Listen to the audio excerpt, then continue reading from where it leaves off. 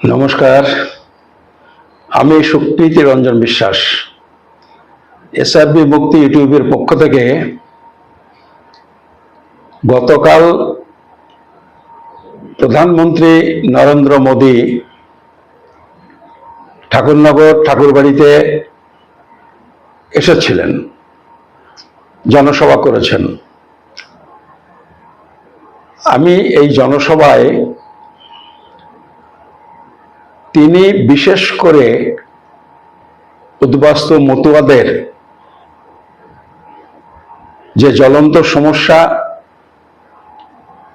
নাগরিকত্ব এবং এসআইআর, এটা নিয়ে যে কথাগুলি বলেছেন বা যে কথাগুলি আদৌ বলেননি সে সম্পর্কে দুই চারটে কথা আপনাদের বলবো। আমি গতকালের ভিডিওতে বলেছিলাম যে ঠিক তার পরের ভিডিও যেটা হবে, মানে আজকে যে ভিডিওটা করার কথা ছিল, সেটাতে আমি জানিয়েছিলাম যে যারা CAA 19-এ আবেদন করেছেন এবং নাগরিকত্ব পেয়েছেন, তাদের মধ্যে যাদের আগে থেকে পাসপোর্ট আছে এবং ভোটার তালিকায় নাম আছে বা ছিল, তাদের কি সমস্যা হতে পারে, হবেই বলছি না এই কারণে এটা সরকারের অ্যাটিটিউডের উপর অনেকটা নির্ভর করে। তারা কোন বিষয়টা গুরুত্ব দিয়ে ধরবেন না, এই কারণে আমি বলছি যে হতে পারে যেটা বলবো সেটা যুক্তিসঙ্গত, আইনসঙ্গত ভাবে কি হতে পারে, কোন গভর্নমেন্ট করতে পারে, সেই সম্ভাবনার কথা জানাবো বলে আপনাদের বলেছিলাম। ফলে এই ভিডিওটা সেটা নিয়েই করার কথা ছিল, কিন্তু যেহেতু প্রধানমন্ত্রী আমাদের বাড়ির পাশেই এসেছিলেন এবং বহু মানুষ, উদ্বাস্তু মতুয়ারা ঠাকুরবাড়ির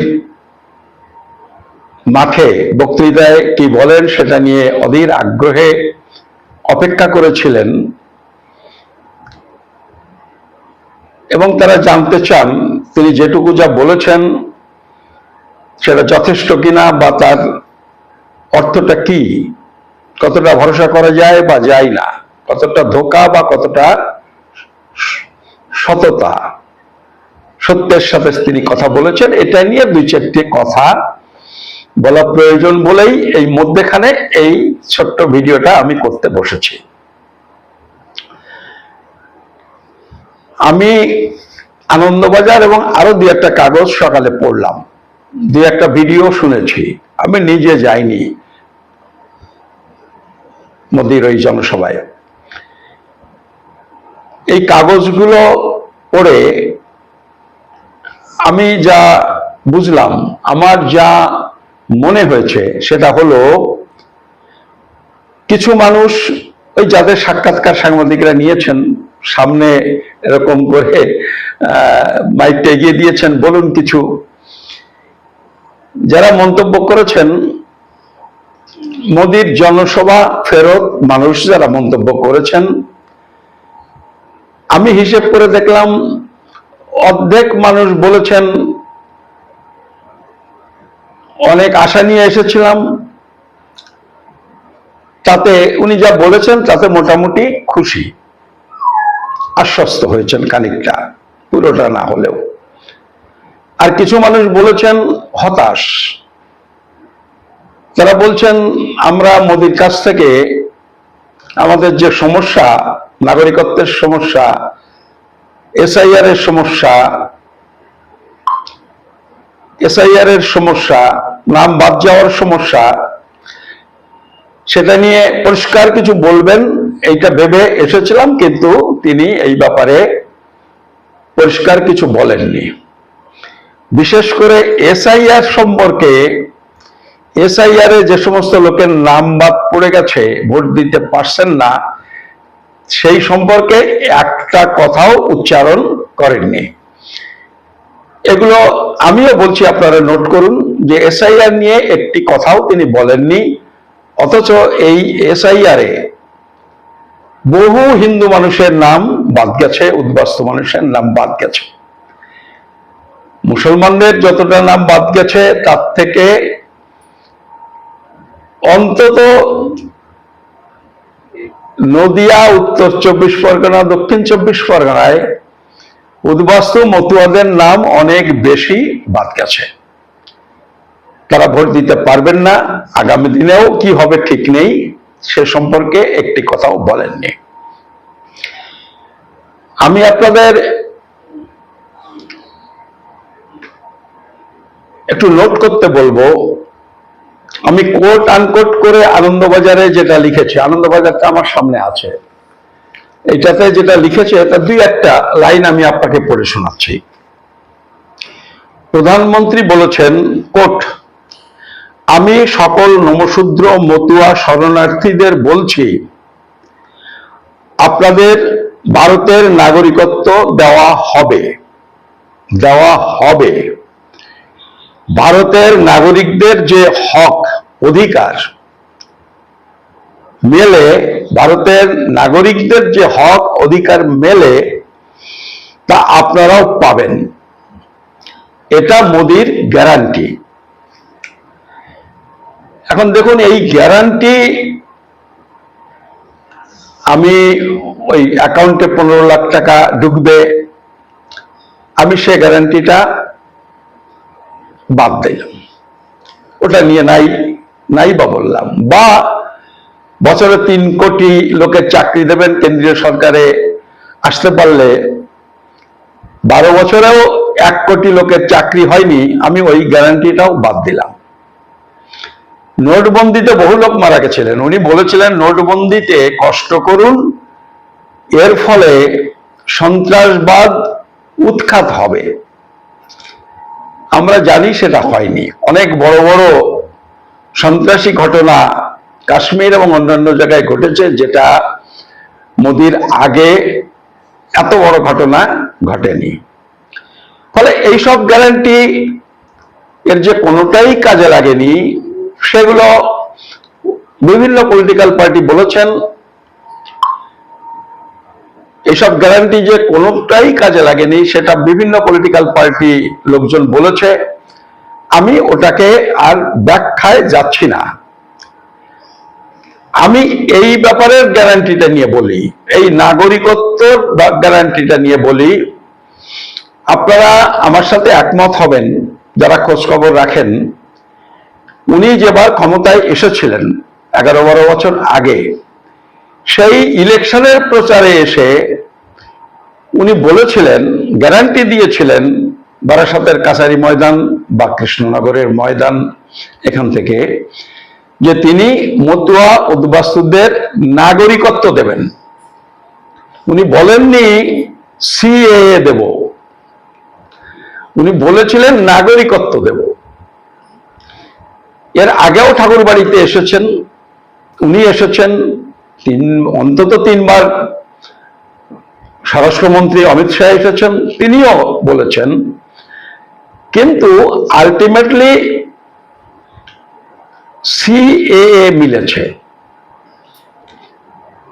নাগরিকত্ব মেলেনি। আমি শুধু আপনাদের বলি যে সিএএটা কি। সিএএ হলো স্পেশালিটি যেটুকু, আমি সেইটুকুই বলছি। 2003 সালে এই বিজেপির গভর্নমেন্ট, তখন মোদি ছিলেন না প্রধানমন্ত্রী, অটল বিহারী বাজপেয়ী ছিলেন। তিনি বলেছিলেন, বা তার আইন 2003-এর আইনে বলেছিল, হিন্দু হলেও, মুসলমান হলেও, বৌদ্ধ হলেও, খ্রিস্টান হলেও, শিখ হলেও যে কেউ ভারতে যদি বিনা পাসপোর্টে আসেন, তিনি অনুপ্রবেশকারী, এবং এই অনুপ্রবেশকারী যারা এই আইনে এইভাবে, তারা ভারতের নাগরিকত্ব পাবেন না, আবেদন করতেও পারবেন না। এই বিজেপির প্রধানমন্ত্রী অটল বিহারী বাজপেয়ী বলেছিলেন। এইটা নিয়ে আপনারা সবাই বোঝেন, আসলে বিনা পাসপোর্টে যারা এসেছেন তাদের বেশিরভাগটা, অন্তত 95, 97, 98% ওই হিন্দু আর শিখরা, যারা বিনা পাসপোর্টে ভারতে এসেছেন। আর কিছু অন্যান্য সম্প্রদায়, 2-4 জন মুসলমানও তার মধ্যে পড়বেন। কিন্তু বলেছিলেন সবাই অনুপ্রবেশকারী, মানে মূলত 95-97 হিন্দুকে, 95-57 হিন্দুকে তারা অনুপ্রবেশকারী ঘোষণা করে তাদের ভারতে নাগরিকত্ব দেওয়ার পথ বন্ধ করে দিয়েছিল। কে করেছিল? বিজেপির প্রধানমন্ত্রী অটল বিহারী বাজপেয়ী। এই মতুয়ারা, যে মতুয়া বাড়িতে উনি মিটিং করে গেলেন, 5 সালের জানুয়ারি মাসে ওখানে অনশন হয় ওই আইন প্রত্যাহার করার জন্য।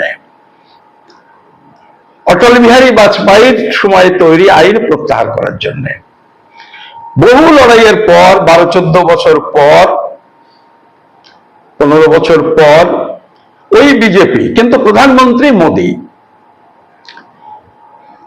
চাপে পড়ে পশ্চিমবঙ্গে পার্টিটাকে খাড়া করার জন্য বাধ্য হয়ে, স্বেচ্ছায় না, তারা অটল বিহারী বাজপেয়ীর তৈরি করা আইনটা সংশোধন করে বললেন যে সবাইকে বলেছিলাম অনুপ্রবেশকারী, পৃথিবীর সব দেশ থেকে আসলে বলেছিলাম অনুপ্রবেশকারী, তার মধ্যে 3টে দেশ ছাড় দিচ্ছি, আর ওই 3টে দেশের 6টা সম্প্রদায়কে ছাড় দিচ্ছি।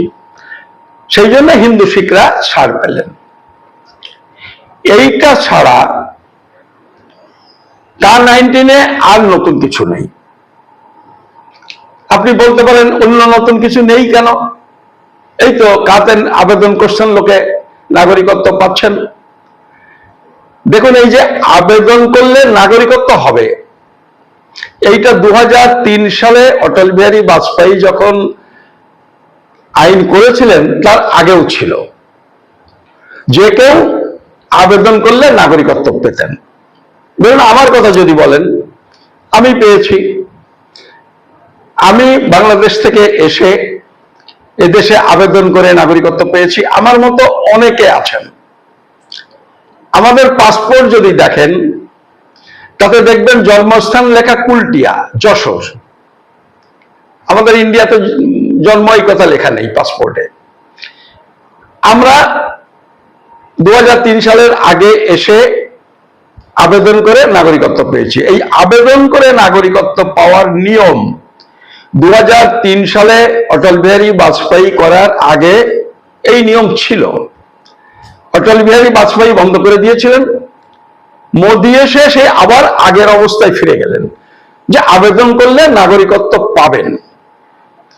কিন্তু আগের অবস্থায় হুবহু ফিরে গেলেন না। আগে নাগরিকত্ব পাওয়ার জন্য ওই বাংলাদেশের কাগজ, এত সালের আগে এসেছো কিনা, এই সমস্ত ওই যে শর্তগুলো আছে টা-19, এইগুলো ছিল না। তখন অনেক সহজে পাওয়া যেত। আর মোদী এসে আগের অবস্থায় ফিরলেন, যে দরখাস্ত করে নাগরিকত্ব পাওয়া যাবে, কিন্তু এমন কিছু শর্ত জুড়ে দিলেন যাতে আমার ধারণা 95-97% লোক আবেদন করে নাগরিকত্ব পাবেন না। 5% লোক নাগরিকত্ব পেতে পারেন। 5% লোকের মানে হলো 5 লক্ষ লোক নাগরিকত্ব পেতে পারেন, 1 থেকে 2 কোটি লোকের মধ্যকার। এই যারা বলছেন এই তো আমি পেয়েছি, আমরা বাড়ির 3 জন পেয়েছি, যারা বলছেন এই তো আমি পেয়েছি, তার বাড়ি আরো 5 জন আছে, বউ আছে, মা আছে, বাবা আছে, তারা কিন্তু পাননি। এরকমই অবস্থা, কিন্তু তারা তাতেই খুশি। মানে ওই যে বলে না, সাপে কামড়াচ্ছে আর বিজেপি ওজা হয়ে ঝাড়ছে। আর আমাদের কিছু মানুষ, উদ্বাস্তু মতুয়ারা, তারা নমশূদ্ররা, তারা এইগুলো একটুও ভেবে না দেখে আনন্দে উৎফুল্ল হচ্ছেন। দেখুন, নাগরিকত্ব একটা বিষয়। আপনার ছেলে পাশ করে বেরিয়েছে, 2 বছর হলো, আগামী বছর বেরোবে, তার নাগরিকত্ব না হলে সে চাকরি পাবে না, লাইসেন্স পাবে না, কোনো কিছুই পাবে না তার যদি নাগরিকত্ব না হয়। তা 12 বছর হয়ে গেল, মোদি বলে যাচ্ছে দেব দেব। তার মধ্যে আপনার ছেলে মেয়ে, অনেকের ছেলে মেয়েদের তো ভবিষ্যৎটা নষ্ট হয়ে গেল। এরা বলছে পাবেন, কবে পাবেন এই কথা বলছে না। একটা টাইম বাউন্ড প্রোগ্রাম হওয়া উচিত। 1 বছর, 2 বছর, 3 বছর, 5 বছরের মধ্যে আমি সবাইকে নাগরিকত্ব দেব। কিন্তু এরা সে কথা বলছে না, কারণ এদের সে সদিচ্ছা নেই। ফলে এই জায়গাটা আপনাকে বুঝতে হবে। আপনারা জানেন নরেন্দ্র মোদীর বয়স 75 বছর। বিজেপি এবং সংঘ পরিবার তারা সাধারণত এত বছর বয়সের মানুষকে প্রধানমন্ত্রী হওয়া তো দূরের কথা, টিকিটই দেয় না, লোকসভার টিকিটই দেয় না, আদবানিকেও দেয়নি, তাকেও প্রধানমন্ত্রী হতে দেয়নি বয়স হয়ে গেছে বলে। ফলে আপনি আমাকে বলে দিতে হবে, আপনারা প্রত্যেকে জানেন যে আগামীবার ধরুন বাই চান্স যদি আবার বিজেপি ক্ষমতায় আসে, কেন্দ্রের ক্ষমতায়, আমি বাই চান্স বলছি এই কারণে, আমার ধারণা আগামী লোকসভা নির্বাচনে বিজেপি ক্ষমতায় আসতে পারবে না। কিন্তু আমি ধরে নিচ্ছি যে এসে গেল, তাহলে আপনারা সবাই আমার সাথে একমত হবেন, মোদি আর প্রধানমন্ত্রী হচ্ছেন না। কিন্তু উনি যে গ্যারান্টিটা দিচ্ছেন, সেই গ্যারান্টিটা কিন্তু বিজেপির গ্যারান্টি নয়। উনি বলছেন মোদির গ্যারান্টি। ফাঁকটা বুঝুন। এরপরে যিনি প্রধানমন্ত্রী হবেন, যদি বিজেপিরও যদি গভর্নমেন্ট হয়, তিনি বলবেন ওটা তো মোদির গ্যারান্টি ছিল, বিজেপি গভর্নমেন্টের গ্যারান্টি ছিল না। এই ফাঁক ফোকর গুলো একটু আপনাকে বুঝতে হবে। মোদিকে কালকেই যদি একটা, আমি চাই না, সেটা কেউ চাই না, অঘটন ঘটে যায়, উনি যদি না থাকেন, মারা যান, ওটা কিন্তু মোদির গ্যারান্টি চলে গেল। এই ফাঁকগুলো একটু বুঝুন। আর আমি আর বেশি কথা কি বলবো এটা নিয়ে। আমি আমাদের যে ঠাকুর বাড়ির কৃতি সন্তান, যিনি কোনোদিন নাগরিকত্বের আন্দোলনে আসেননি, তার দাদা সুব্রত আসেনি, তার বাবা মঞ্জুল কৃষ্ণ ঠাকুর আসেনি, আমরাই আন্দোলন করেছি, আমিও অনশন করেছি। আমি প্রধানমন্ত্রীর সাথে দেখা করার জন্য ব্যবস্থা করেছি, নিজে প্রধানমন্ত্রীর সাথে দেখা করেছি 3 বার, ওনারা নন। তবুও তিনি এখন কেন্দ্রীয় মন্ত্রী। কার ভাগ্যে শিখে ছিলেছে যে বিজেপির বিরুদ্ধে আন্দোলন করেছিলাম, সেই বিজেপিতেই নাম লিখিয়েছেন। যে বিজেপি সর্বনাশ করেছে, সেই বিজেপির মন্ত্রী হয়েছেন। তাদেরই ডেকে এনে নিজের উঠোনে মিটিং করাচ্ছেন। তিনি কি বলেছেন শুনুন, আনন্দবাজার, কোট আনকোট করে বলি। কথাটা কিন্তু আমি যতই ব্যঙ্গ করি, কথাটা কিন্তু শান্তনু ঠিক বলেছে, একটুও বেঠিক বলেনি। কি বলেছেন? কেন্দ্রীয় প্রতিমন্ত্রী শান্তনু ঠাকুরের কথায়, কোট, প্রধানমন্ত্রী নিজে নাগরিকত্বের গ্যারান্টি দিয়েছেন, এর থেকে আমাদের বড় পাওনা আর কি হতে পারে? এই যে মোদি গ্যারান্টি দিয়েছেন, শান্তনু ঠাকুর মনে করেন এইটাই সব থেকে বড় পাওনা, এর থেকে আর বড় কিছু নেই। নাগরিকত্ব পাওয়াটা বড় কথা নয়, এই গ্যারান্টিটাই বাড়িতে ফ্রেমে বাধাই করে রেখে দিন। এইটা শান্তনু ঠাকুর ঠিক বলেছেন। এই গ্যারান্টি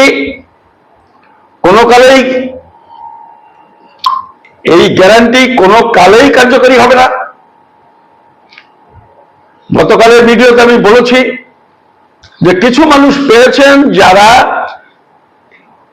মোট যে উদ্বাস্তু মতুয়া আছেন তাদের 1% 6/1 হয়নি এখন অব্দি যা পেয়েছে। বিভিন্ন রকমের খবর আছে, আমি ধরে নিচ্ছি সব থেকে বেশি যেটা বলেছে আমি সেইটা ধরে আপনাকে বলছি, সঠিক কি বেঠিক আমি জানি না। ফলে কবে শ্মশানে গিয়ে তারপরে নাগরিকত্ব পাবেন, এইটা একটু ভাবুন। ভেবে, নাগরিকত্ব অত্যন্ত কার্যকরী জিনিস, যাতে কাজে লাগে সেরকম ভাবে যাতে নাগরিকত্ব হয়, দ্রুততার সাথে যাতে নাগরিকত্ব হয়, তার জন্য চেষ্টা করতে হবে। এবং সেটা দরখাস্ত করে হয় না। ওরা বলছে ডাবল ইঞ্জিন সরকার হলে হয়ে যাবে, মমতার অসহযোগিতার কারণে হচ্ছে না। আমি জানি মমতা সহযোগিতা করছে না, করবেও না, কোনো ভুল নেই এই কথায়। কিন্তু এখানে ডাবল ইঞ্জিন সরকার হলেও যে হবে না, এটাকে আমার বলে দেওয়ার দরকার আছে? নমো মতুয়ারা কি এত বোকা? নমো মতুয়ারা তো এত বোকা নয়। আপনার পাশের রাজ্য আসাম, আপনার আত্মীয় স্বজন আছে,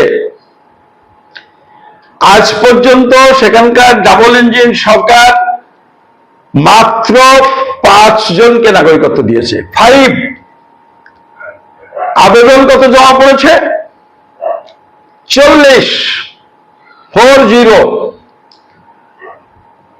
হিন্দু মানুষ, কত মানুষের সমস্যা এনআরসিতে কতজনকে বেনাগরিক বলেছে? আসামে 19 লাখের মধ্যে অন্তত 7-8 লাখ হিন্দু। তাই 7-8 লাখ হিন্দুকে এনআরসি করে বিজেপি বেনাগরিক ঘোষণা করেছে। সেখানে ডাবল ইঞ্জিন সরকার এমন ভাবে চমকাচ্ছে, এমন ভাবে ভয় দেখাচ্ছে, সেখানকার মানুষ নাগরিকত্বের জন্য দরখাস্ত করতে সাহস পাচ্ছে না। মাত্র 40 জন করেছেন, 5 জন পেয়েছেন। ফলে পশ্চিমবঙ্গে সর্বশেষ হিসেব কেউ 35,000, কেউ 30,000 আবেদনপত্র পড়েছে, এগুলো বলছে। কিন্তু একটা সূত্র বলেছে 1,12,000 আবেদন পড়েছে, এবং তার মধ্যে নাকি 12,000 বোধহয় না 16,000, 12,000 বা 16,000 লোকে নাকি নাগরিকত্ব পেয়েছে। সেটা মমতা আছে বলেই হয়েছে। এখানে ওই হেমন্ত যদি থাকতো, হেমন্ত বিশ্ব শর্মা, তাহলে 15 জন আবেদন করতে পারতেন কিনা। এখানে শুভেন্দু যদি মুখ্যমন্ত্রী হয়, তাহলে কেউ নাগরিকত্বের দরখাস্ত করতে আর সাহস পাবেন কিনা, সেটা নিয়েই একটা প্রশ্ন আছে। ফলে এটা আমি তো হাত গুনে বলছি না, আমি এটা আসাম দেখে বলছি, আমি এটা ত্রিপুরা দেখে বলছি, আমি অন্যান্য রাজ্যে যেখানে বিজেপির ডাবল ইঞ্জিন সরকার সেখানকার অভিজ্ঞতা থেকে বলছি। আপনারা আমার অভিজ্ঞতা থেকে আপনাকে ধারণা করার, সিদ্ধান্ত নেওয়ার জন্য বলছি না। আপনি একটু খোঁজ খবর নিন, আত্মীয় স্বজন আছে, ওই উত্তরপ্রদেশ উত্তরাখণ্ডেও আপনার আত্মীয় স্বজন আছে, খোঁজ নিন। খোঁজ নিয়ে তারপরে আপনি সিদ্ধান্ত নিন। আপনাদের সবাইকে নমস্কার, ধন্যবাদ।